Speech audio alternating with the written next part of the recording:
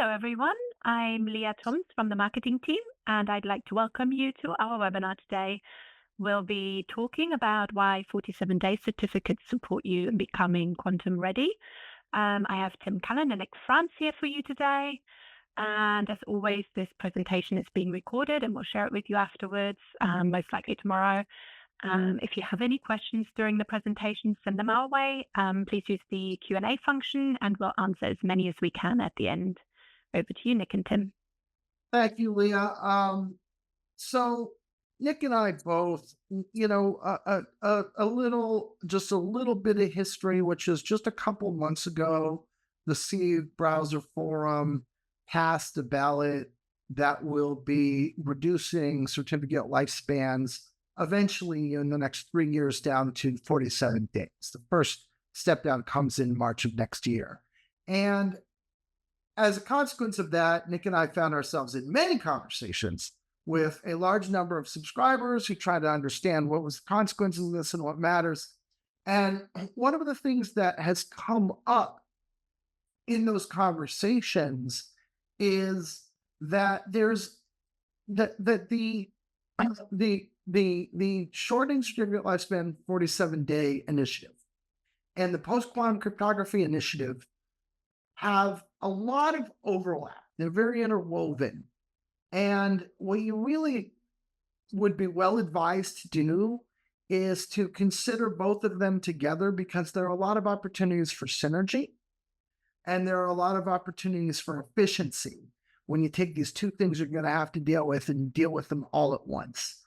And so those conversations, I think, led to ultimately to the preparation of this webinar and this deck, and our thoughts on how to do that and how to get the benefit of your work and extrapolate that across to the other initiative you also have to do.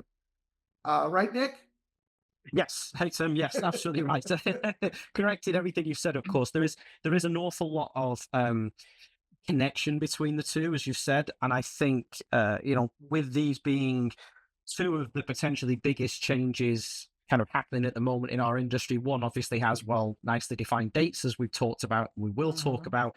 The other being a little bit more kind of ethereal. We know it's a very real threat, we just kind of don't know when. We have, as you've said, had a lot of people ask how the two connect and do they, they impact each other? And obviously the answer is yes, and that's what we're really going to talk about today. Right, or they don't notice they impact each other until we start having this conversation, right? And so some of this might be if you are thinking of these as separate initiatives, or if you're not really thinking about PQC yet, which is also true of a lot of people.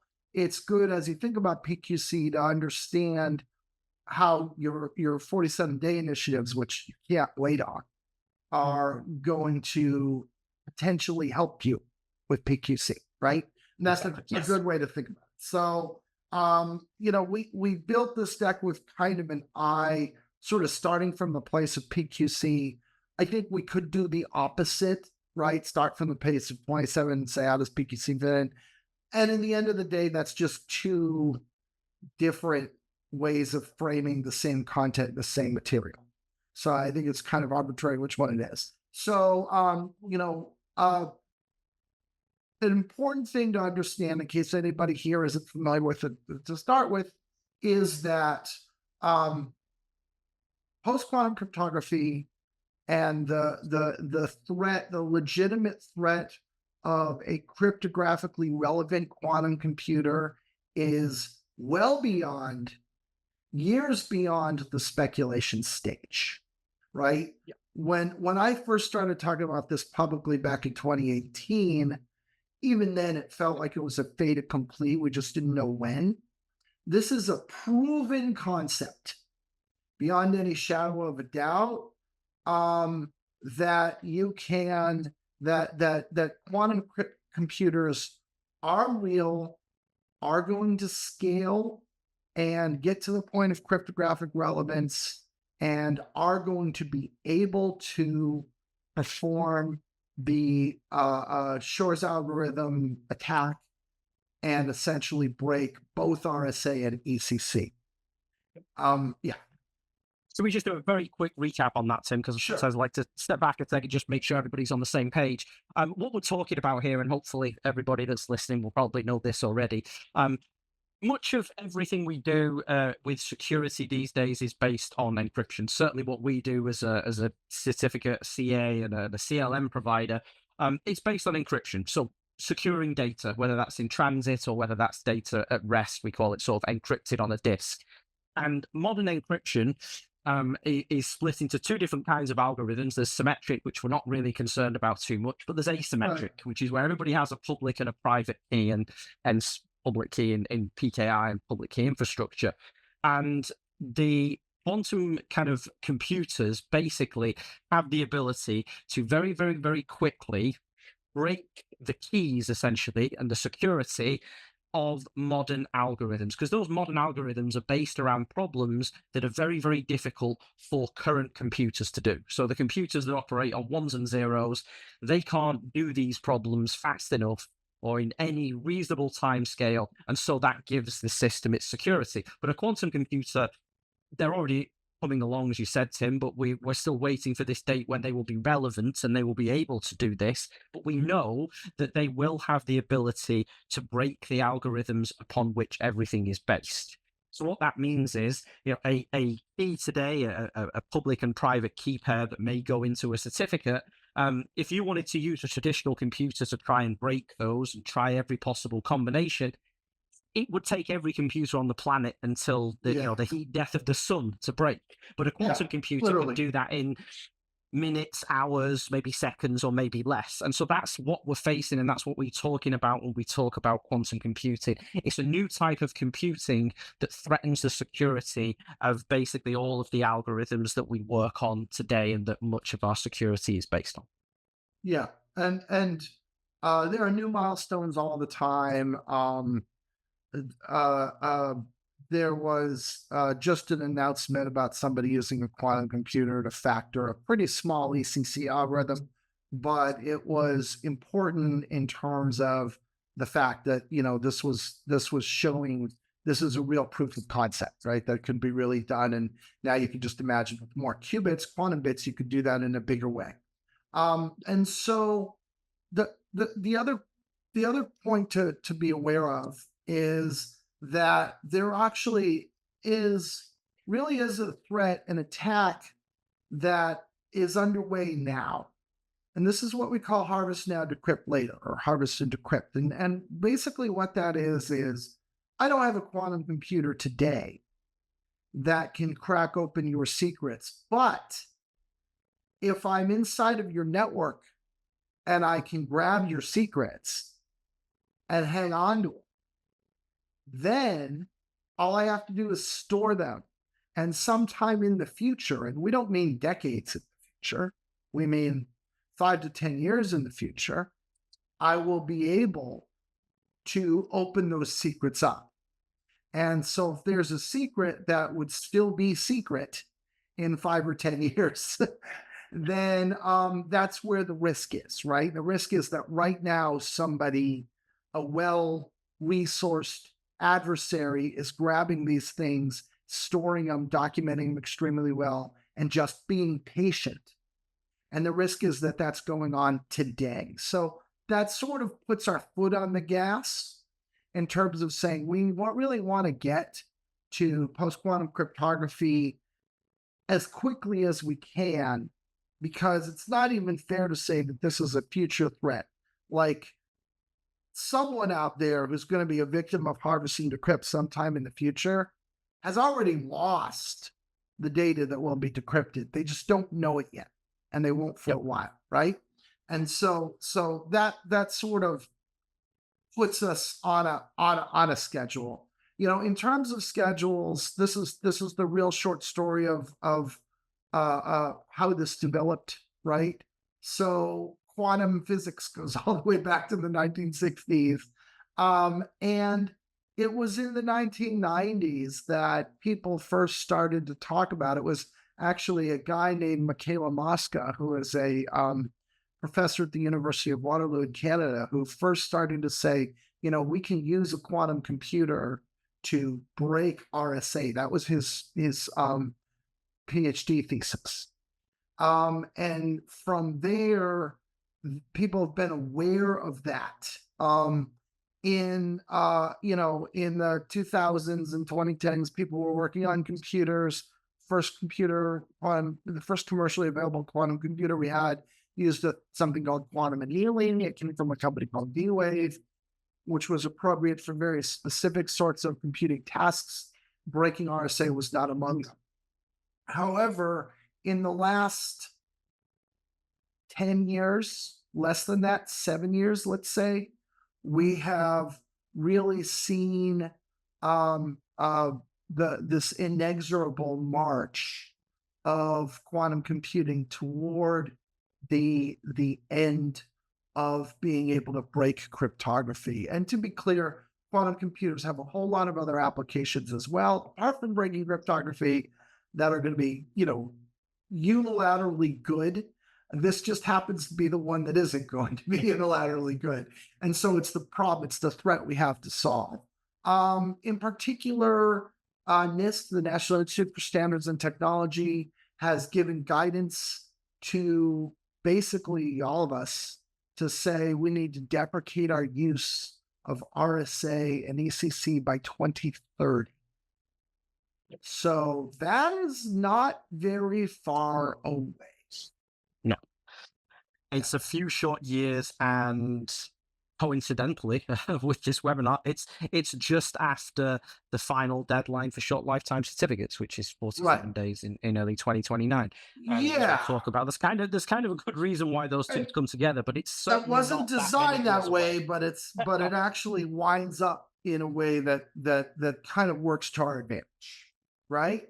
And so one of the big things that comes out of both PQC and shortening certificate lifespans is this idea of crypto agility.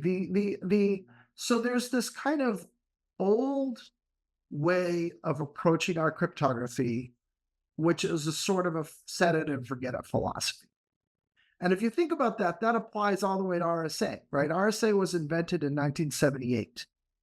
And apart from the key sizes getting larger, we have not actually changed the way we use RSA in almost 50 years. And that's not going to work anymore, right? We're moving into an era where there's too much attention on cryptography, there's too many people using it, there's too much at stake. Our systems depend on it in too foundational of a way where we're going to have processes and systems that are fundamentally more agile than we have had historically. I mean, we've had to make changes with RSA, small changes. We've had to increase key sizes, for example. Tim, and you and I have talked about this before. But these were the kind of changes that we did quite a few years ago, and they took a long, long time, right? We kind of knew that RSA 1024 bits was, in the realms of possibly being cracked. I mean, with the advent of cloud computing, and you can, rent thousands and thousands of machines to do things very, very fast. We kind of figured that we should move on from that. And that movement took an awful long time. It was not agile, as it says here on the slide. It was something that took several years. You and I both remember it. And whenever we've had these kind of changes previously, at least in the certificate industry, the certificate world, they haven't been particularly agile changes. They've been things that take years in many cases, which might have worked back then. I don't think they were even ideal back then, but they kind of worked. Right. When we know we're facing this, this advent of quantum computing at some probably soon an unknown date in the future, having a 5-year transition from, traditional encryption to post-quantum is just not viable, and it's certainly not agile. Yeah, and I think also connected to that, and I think at this point we've gone completely off the slide, but that's fine. Because we're not agile, there is going to be a kind of a one-time effort for us to upgrade our processes and systems and approaches, right? So the example that I tend to use when we talk to large enterprises, pretty much anytime we talk to somebody, I ask the question, I say, hey, do you have systems? Do you have stuff there that's on unsupported software or hardware? And they kind of look at me, I said, do you have homemade stuff that you can't really update? Right? For whatever reason, you don't have the expertise, you don't know the code, you don't have the source code, you can't do a build, right? And they go, yeah. And so that stuff's going to have to be dealt with, right? And maybe we could get away with that in a world of slower moving computing platforms and slower moving security threats and slower moving cryptographic needs. Although even then, I think you were probably playing with fire. But moving forward, the level of vulnerability with systems that aren't agile and updated and continually current is just going to be unacceptable. And so we're going to have to get ourselves to that point where everything is modern and everything is updatable and everything is current. And we need to do that for both of these initiatives. That's one of the examples of where there's overlap. And so this really is the time we're going to have to do that. Or just since we completely got off that slide, maybe I'll try to get back on track. So this is kind of an old versus new, right? And we could look at these two columns. If you look at the legacy systems column, this is what Nick and I were talking about, right? Manual management of long lifespan certs sitting on RSA and ECC that can't be changed versus automated management of variable and flexible cryptography certificates that can be monitored and where reactions can occur on a dime as unforeseen conditions occur. And what we all need to do is we need to get out of being that left column, which too many of us still are, and I think all of us are to some degree, or almost all of us, maybe, and get over to that right column with as much of your environment as possible, with the idea that you're going to continue to push on this until 100% of your environment is sitting in the right column. That's the mission. That's where you want to be.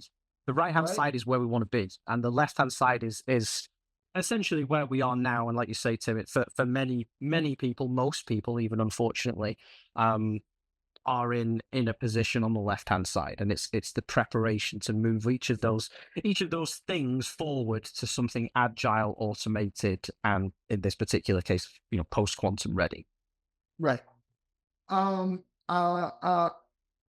so how does this tie in to shortening certificate lifespans? So I don't think I have the slide here because that would have been too smart. So we'll just describe it. What's happened with the CAB forum ballot is that the maximum term of a publicus TLS cert is going to drop down over time. Starting in March 15, 2026, the maximum term will be 200 days. 200 days is basically 6 months plus a little bit of wiggle. So imagine yourself going from your yearly cadence, which is right now. Right now you have a year plus a little bit, right? 13 months. So you go from a year plus some wiggle room to 6 months plus some wiggle room. A year after that, in March of 2027, it will go down to 100 days. 100 days is 3 months plus a little bit of wiggle room. So now imagine all of your certs are being updated every 3 months. And then a 2-year time period passes, at the end of which it goes down to 47 days. 47 days is 1 month plus a little bit of wiggle room. So in that kind of time frame, imagine that you are renewing your certificates every month. And that's the step down process. That is set in stone. That is codified as a CA browser forum rule. That's not going to be changing, right? I will not have the ability to issue you a 201-day cert or longer starting March 15, 2026. I can't do it as CA, nor can anyone else, right? So as that occurs, you're going to have to deal with that. We're all going to have to deal with that. Now, this slide talks about some of the good reasons for that, right, Nick? What are the advantages that come to us when our certificates get short? Yeah, there's quite a few of them that we have talked about before, Tim, and I think the big one is obviously it's important anyway, but it's certainly relevant in this context that we're talking about, and that's the first one here on the slide, which is it gives us the ability to be agile essentially and to deprecate weak algorithms, weak systems much quicker than we do today. Right. So as we just said earlier, and I gave the example of moving from 1K RSA to 2K RSA, we also did a move in the industry several years ago to deprecate something called SHA-1. SHA-1's a hash algorithm. It's not encryption in a sense, but it is used in certificates and along with encryption to basically do digital signatures. And we had to move from SHA-1 to SHA-2. There were known vulnerabilities in SHA-1. And that took a long time. And in some cases, it still hasn't been done. There are still old embedded devices, probably smart washing machines and things that don't support it. But this initiative and this move towards 47-day TLS certificates or certificates for TLS, it gives us the ability to deprecate these things much faster. So if we decide tomorrow that 2048-bit RSA is too weak, and we could move to 3K RSA or 4K RSA, but let's say we want to move everybody to ECC because that's a little bit better in this case. Let's say that. Now, today, we're still issuing 1-year certificates. So if we issue one today, that could be up to 12 months or 397 days is 13 months, as you said, for someone to actually move, to be forced to move, for their cert to expire and them to have to get a new one. That's a 13-month window of risk. And if we find out there's a vulnerability today, that's a year and a bit for that to be abused. And even if we tell people, hey, replace these certs, we know they're not going to, right? We know these things are going to last their full term. They just are. Yes. And it was even worse when the SHA-1 deprecation occurred. In that time frame, 3-year TLS certificates were still permitted. And so we were still able to do things for a very long time back then. Yeah, I mean, people who had issued certs, the day before they were disallowed, that sat in the market, not misissued, for 3 years later. They were still out there in the wild. And still I think that was a wake-up call. That was a wake-up call for a lot of people, especially at the browser root store programs, to say, this is just too long. It's just too long. We can't have it. Yep. And so, as much as we could sit there and encourage people, many CAs, ourselves included, do have vast swathes of our customer population who have issued shorter certificates and not always 47 days, but let's say 90, for a very long time. There are CAs that exclusively do 90-day certs, but that's because that's all they offer. If we try and encourage people and offering people doesn't make people do it. I think that's kind of the point you were alluding to before, is if you give somebody 13 months and a couple of days, they will use 13 months and a couple of days. So having a 47-day certificate forces these changes through. It makes the change a requirement. So if we have to change all of our algorithms tomorrow, and let's put aside some of the problems we're going to talk about in a second, let's just say we have to change algorithms tomorrow. I'll keep it simple with the RSA example. We need to move to 3K RSA tomorrow. We generally know right now it's going to take us at least 13 months, right? Because that's how long we're issuing certificates for today. When we get to 2029, it's barely a month. I mean, it's 47 days. Now that's that's to replace every single public certificate currently in existence, of which there are many hundreds of millions going into the billions. To be able to do all of those in a 47-day period is incredible. And it's better for everybody. It makes everybody safer. It makes all of us listening, and you and me, Tim, safer in terms of it being internet users and being people that have browsers and desktops and laptops and cell phones and things. Yeah. So it's better for everybody. But the quicker we can do that, the better it is. And the only way to do that is to force these changes through shorter lifetime certificates. So it gives us that faster deprecation of weak algorithms, the ability to cycle through things quicker. And I think that ties fairly well into that second point about the blast radius as well, because that's fundamentally the same point. If there is a problem with the certificate, and let's discount this quantum thing for 1 second, and let's say the cert was, issued to the wrong domain name or issued to the wrong person. If it's only 47 days, that's a lot less than 13 months of abuse potential for that certificate. So the blast radius, the damage that can be caused by that, is vastly reduced as well.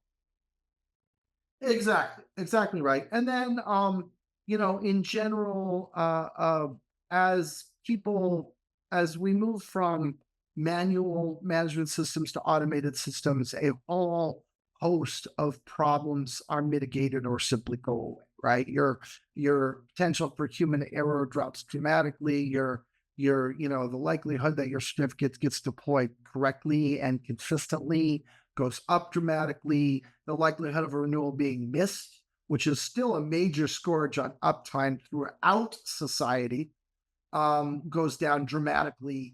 All of these things just are aided so much as soon as you move to kind of a modern automated approach. And as certificate lifespans get shorter, one of the facts is that it's a forcing function, right? It causes us to move to automated approaches. And certainly I have talked to IT professionals, IT leaders who have said, I haven't ever been able to make this a priority in terms of roadmap and budget. And now with the 47-day initiative, it becomes a priority, and I'm going to be able to get the tools that I've been asking for 4 years. Yes. So this actually can be an aid to us in making changes that probably most of us on the call have wanted to do anyway, right? I think that's a really Yeah, good point, Tim, because yeah, automation with certificates has existed for a very long time. It's not been a requirement by anybody because, as you said, you needed a forcing function like this, but it's been possible for a very long time. And as much as people may have wanted to adopt it, again, it's things like budget, it's other incentives, and because it's now a requirement, it is going to make these things happen. As you said right at the start, this post quantum problem has been known about for some time. It is getting closer or getting potentially more dangerous in the future as we go on. Perhaps it wasn't as risky several years ago, but it was still there. It was still present. But Mhm. because there was nothing to force people to start thinking about it earlier and start thinking about how to deal with their certificate portfolio and being able to handle this post quantum change, people haven't done it. And I think it's very much the kind of the carrot versus the stick, isn't it? Is we've always had the carrot, we've already had the ability to do this, to automate your certificates and get shorter lifetime certificates from any CA. Now Yeah, it's a requirement. It's going to make people actually do this and actually move. And that's going to put us in a much better position where everybody is prepared. right. Yep, yep. So what does this look like for us, right? And this is where the two of them start to blend together, right? We're gonna all have to be able to deal with 6 month certs in March of next year. We're gonna have to be able to deal with 3 month certs in March of the year after that. So that already kind of puts us on a timeline. And if you've joined some of the other webinars, they can walk you through our recommended timeline. In fact, I think we have that later in this webinar in terms of how to get ready for 47-day certificates. So we've got you on a plan that has you at least partially automated as you can be, and knowing what you're dealing with by March of 2026, right? So you're going to do that. And so you need to understand what are the certificates, what do you have, and how are they operating? Because if you don't understand that, you don't know what you're automating, you don't know what's going to be expiring out from under your feet, you don't know where you're going to have outages, right? So you need to prevent those outages. You need to do that by knowing what your certificates are and having an action plan for either automating them between now and March, or understanding that your process and resourcing need to be updated to the point where you can handle a 6 month renewal cadence. And so as you do that, part of what you're doing is you're discovering your cryptography. You are learning where your certificates are, what they do, what platforms they sit on, what their use cases are, what the risk is, what the consequences of an outage are. That's a lot of important information, and that's already getting you most of the way to having a cryptographic bill of materials.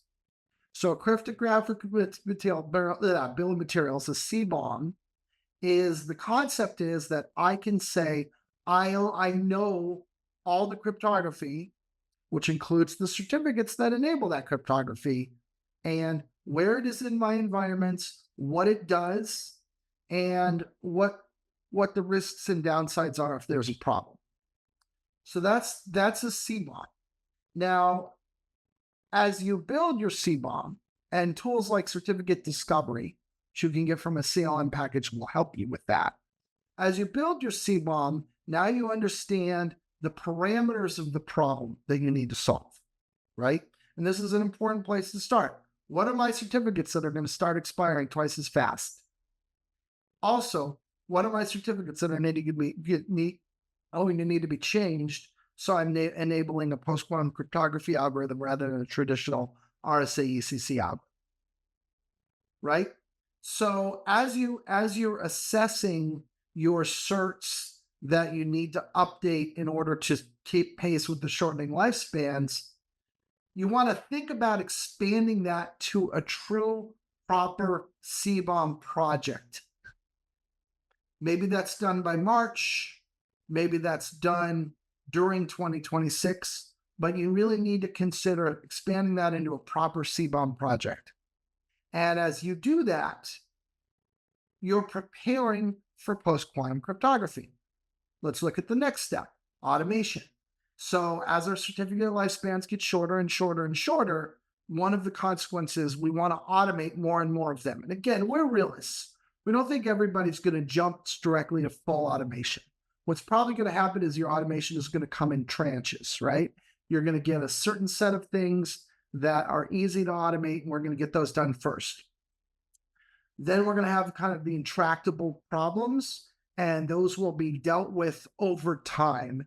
And you'll probably prioritize those by how much the stakes are. Like this one, if this one goes down, we all lose a job. If that one goes down, it's not so bad. We'll do first one first, and then we'll hold the other one for after, right? That's kind of the idea for how to approach that. But what you're doing is implementing automation. Well, this is good because you're going to have to move. You're going to have to migrate everything off RSA ECC over to MLChem MLDSA. And in order to do that, guess what? You want automation. So the work you're doing for 47-day certs turns into post-quantum cryptography work also, right? Yep. The automation is of great help in many cases. We know this, Tim. I mean, the post-quantum thing is obviously one of the bigger benefits, and certainly one we're talking about. But the idea of having all of your certificate estate automated to being able to replace it, or the majority of it, let's say, again, I like your point about not necessarily being able to do everything and not letting perfect be the enemy of good, but being able to press a single button and replace your entire certificate estate almost instantly, or at least within a few hours or a day or so. Yeah. That gives you incredible advantages, not just from the post-quantum perspective, but it would be remiss if we didn't mention that certainly there are times, and there have been times, with every CA really in the industry where there's been a necessary requirement to revoke and reissue large volumes of certificates. And that could be because RSA is broken, or because ECC is broken, or because or a Heartbleed style bug gets discovered. Yeah, Nick. I mean, and so that concept you just described is actually, there's a name for it. It's called certificate agility. And the idea is that you have all of your certificates, you have visibility on them, you know what they are, and you are able to deal with them as needed in real time. And total certificate agility is, maybe it's an ideal, but the ideal is that, all of the certificates that are deployed anywhere in your organization, every one of them is updatable with automation at any time at will. As precisely as a single certificate and as broadly as all of them and anything in between. And that concept, total certificate agility, we may not get all the way to that, but we need to get closer to that than we are now. And we need to get as close to that as we can. Yep. Absolutely. Another area of crossover, number 3 here, of course, is that one of the interesting things that's happening, there's 2 interesting things that are going on. One is the 47-day cert problem has very much got the attention of a specific set of stakeholders within our organizations, which is really the people who are responsible for business continuity and operational uptime, right? So the operational uptime team, they are paying rapt attention to this process, and they understand that this needs to be dealt with. They're probably not necessarily as worried about post-quantum cryptography right now because it's not going to affect them for a little while. Now, you've got another community inside your organization, which is a different set of people. It's people like development teams, the office of the CTO. It's often the CISO in that person's office. And it even can extend up to the very senior leadership like CEO, board of directors kind of leadership, who recognize that post-quantum cryptography is coming and we need a plan. And they recognize that just because it's been all over the media, right? So they've read about it in the media and they say, what's our post-quantum cryptography plan? Those folks don't necessarily even realize that certificate lifespans are shortening. So this is an opportunity. We have an opportunity for the teams on the ground who know they need to deal with the 47-day problem to use that interest in post-quantum cryptography that is going to open purse strings and clear roadblocks to accomplish both goals at the same time. So we recommend, as you are bringing the organization online, that you yoke these two conversations together and talk about solving both of them. Because if you do that, then basically now everybody has an interest in moving forward. And because those interests are aligned, we can have initiatives that drive both those interests. Does that make sense? I think what you're saying is, if I may try and shorten it down, Tim, it's just it's basically using this post-quantum thing, which again, people not connected to the certificate PKI or even the encryption space have heard about, and using the very real kind of threat there to further these other changes that we know we have to do, which are, I would argue, as equally important. I would argue are equally as impactful, but are perhaps a bit more esoteric, perhaps not as well known.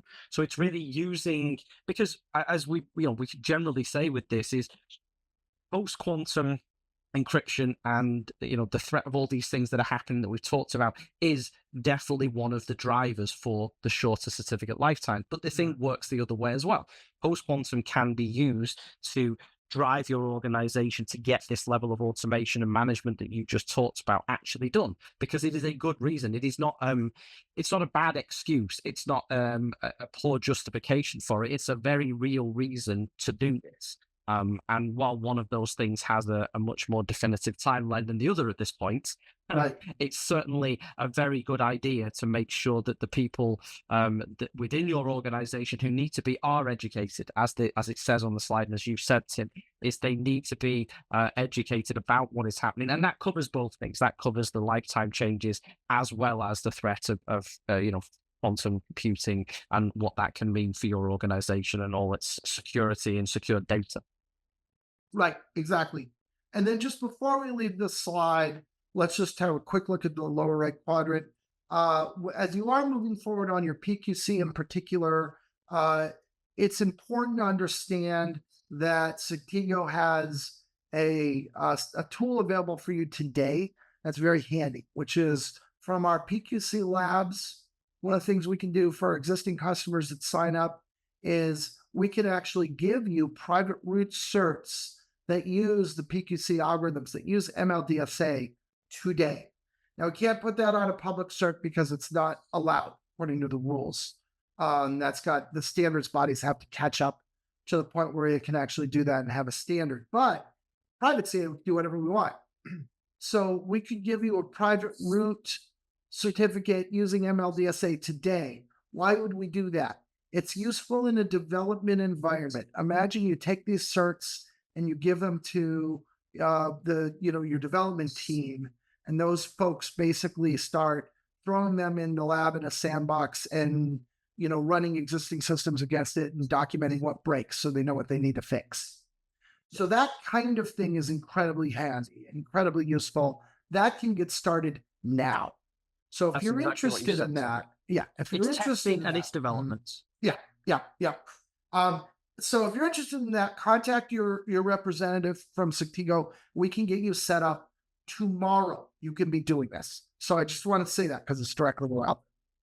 Um, so let's also talk about you know, what we want to bring to you, and we want to help you be ready for PQC, right? The first thing is, because if you are using Sectigo Certificate Manager, it's a CLM platform that has the advantage that that's already your automation platform. That's where you're going to start. It has capabilities like certificate discovery that can be incredibly handy. You can get your certificates in there, make sure they're there, set them up for auto renewal, set them up for auto deployment.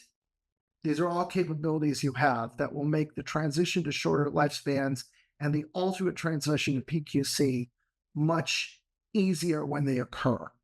Because we are a public CA who is right in the middle of this, we are paying attention to all these standards. Like I said, we've been talking about this publicly for, 8 years. We know exactly what's going on. We have leadership positions in the CA Browser Forum.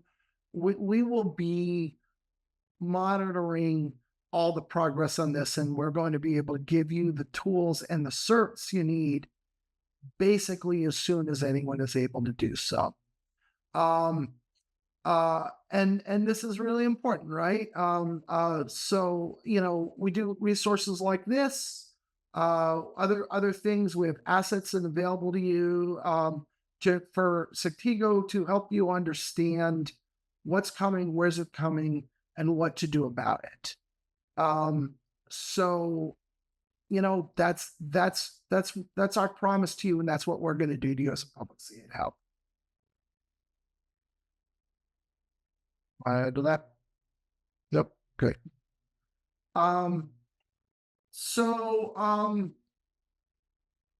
Let's just build this. What are the kinds of things you can get from your CLM, right? It is things like certificate discovery. So you can discover your certs, find out what they are, get them organized, know what you're dealing with. You can set up your policies. You can set up your revocation automatically, alert yourself, or have automatic set up your renewals. This is also a good time to try to get what we call those rogue certs. And here on the slide, it says certs owned by nobody. Get those rogue certs under control, right? A rogue cert is where somebody somewhere in the organization who has enough technical savvy obtains certificates and throws them on servers and doesn't necessarily inform those of us who are responsible for the centralized management of our certificates. And then we tend to find out when those things expire. And suddenly there's an outage and everyone's running around with their hair on fire and they don't know why XY system isn't working. And it takes us, 24 hours to figure out that the reason why is because the cert that we didn't know existed wasn't renewed and expired. And the more you can use discovery and automation to get that stuff corralled and under your management and your control, the less kind of exposure you're gonna have with that. And again, as our certificate lifespans get shorter, that sort of thing is not going to be okay anymore. That sort of thing is not something we'll be able to tolerate. And likewise, as post-quantum cryptography needs come along, and your secrets could be stolen, your encryption isn't necessarily reliable, not knowing that those certs are there, so they don't necessarily get updated from ECC or RSA to PQC, also will not be acceptable. Right? I think that's a pretty key thing to this, Tim. Like you said, is if it's we've just spent a while sort of explaining about all the benefits of being prepared for this big change and what this change is. If there are certificates and things out there that you don't know about, you can't really practically do any of the things we talked about. right? Yeah. You have to Yeah. you have to know about it and have some level of knowledge or visibility of these certificates in order to be able to enact any of the things we talked about. But I think really this slide is kind of summarizing what a tool, and in this case it's a nice screenshot of our certificate manager, but what a certificate lifecycle management tool can do in terms of bringing all the things together that we've talked about, right? So it can bring, like you've said, it can bring the discovery together. You can enforce, your policies and your need for automation, and it can actually enforce the automation itself. You can make sure people have to get certificates through ACPI, people have to get certificates through APIs, and of course, this last point we've made, which is picking up on things that would otherwise get missed, because if you don't know about it, you can't do anything about it. So this is really just bringing together all the things we've kind of said you need to have into one platform. And we do occasionally find that people aren't really aware that tools and solutions like this exist, right? I mean, we both probably had a lot of conversations with people go, great, I'll do everything you've suggested, guys. How do I do it? Is there something out there that can give me all the things you've talked about? And of course there is, and these are the things you get, and it's certificate lifecycle management is really what we're talking about here. Yep, I agree with that. I've already talked about the PQC labs. I think we can move past that, but just be aware of that. Think about that. Another thing to think about is, as we are looking to move to automation, there are a bunch of benefits that come. Right? We talked a lot about basically outages, right? Reducing the risk of an outage, because as these certificates start coming twice as often, and then 4 times as often, and then 12 times as often, every one of those is a risk of downtime. It's a risk of an outage event. And so your risk there is increasing more exponentially. Also, though, there's productivity, right? Like if we're doing 12 times the certificate management with our existing resources, then that's a whole bunch of other work those people can't be doing for us. So just from that perspective, the ROI of investing in automation becomes quite significant. And then, just agility, like we said, right? The more you get this automated, as things do occur, like Nick used the example of, what if there's a sudden expiration event? Well, if I'm automated, it's trivial to deal with it. I hit a button, I'm notified your certs are going to are going to be revoked in 20 hours. I hit a button, my certs get updated, I'm fine, right? That sort of thing is, a real scenario that does occur, and you basically reduce your risk of that. So for all of those reasons, there are a lot of points to be made in terms of making the case for automation. Absolutely. It should be an easy one for people to make a solid case for, I think, but we do find it helps to kind of put that together and give people an idea of what the benefits are, and they can explain that up their management chain in order to get full buy-in to be able to do these things.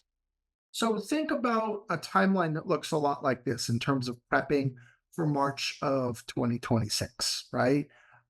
You've got basically now the end of the summer to be working on your plan, putting together your RBOC, or at least knowing where all of your public TLS certificates are.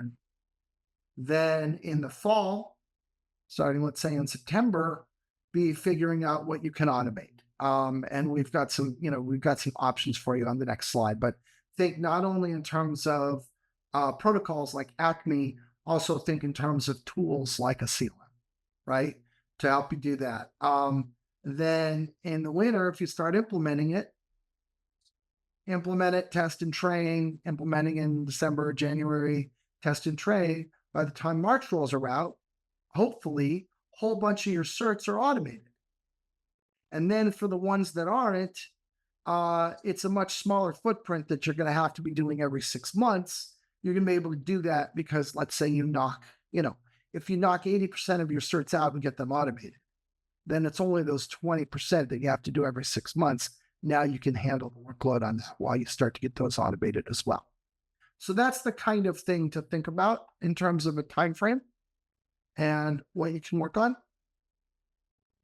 Yep, it's a good first draft at an approximate timeline that people need to start thinking about. I think the key thing for me from that, Tim, is, and it's highlighted quite strongly there, but March 2026 is not that long away.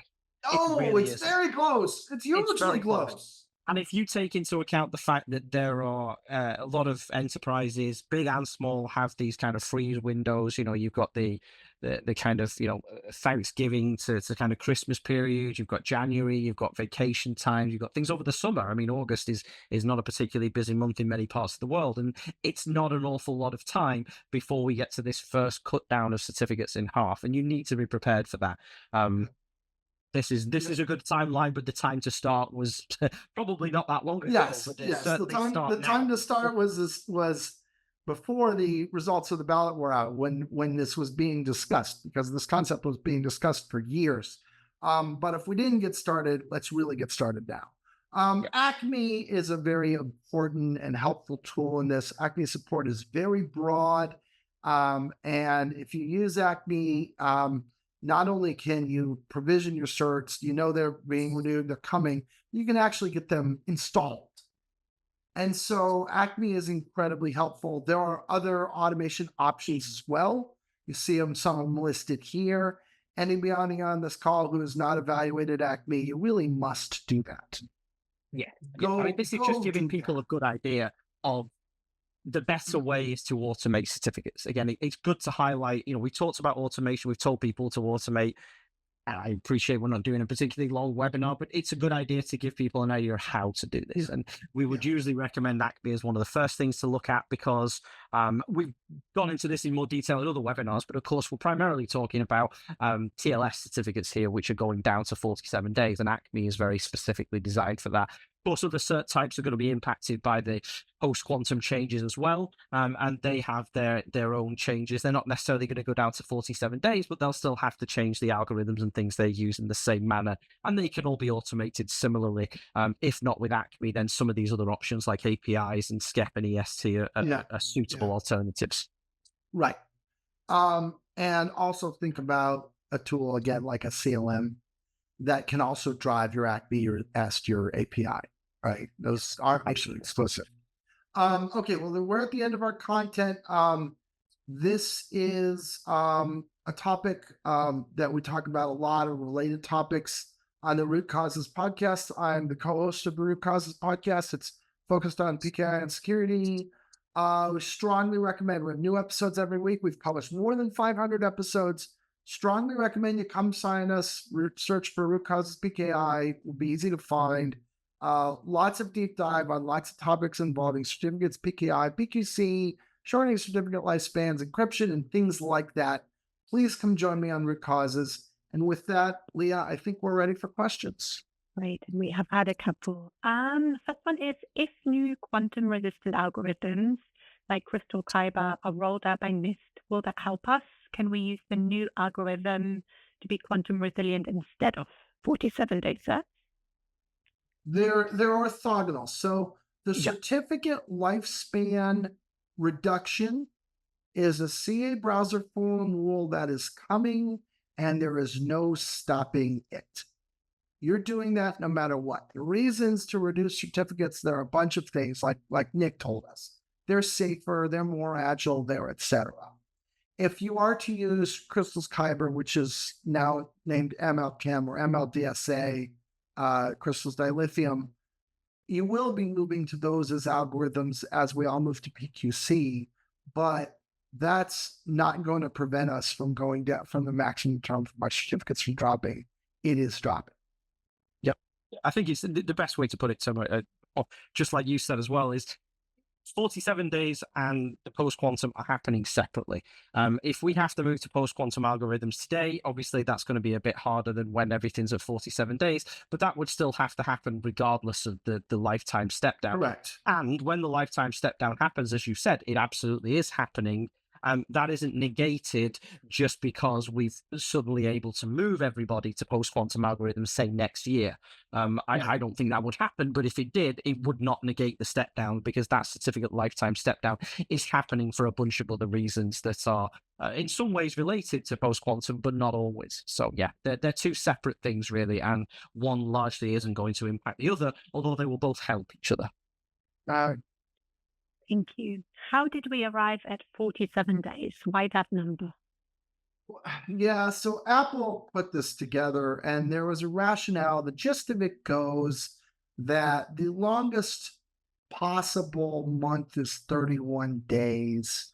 And they wanted to give us 31 days plus more than 2 weeks so that if there were some kind of, if there was a desire to renew early, or if there was some kind of technical problem that needed to be solved, and hypothetically, if that happened the exact same time that the key person was on their vacation.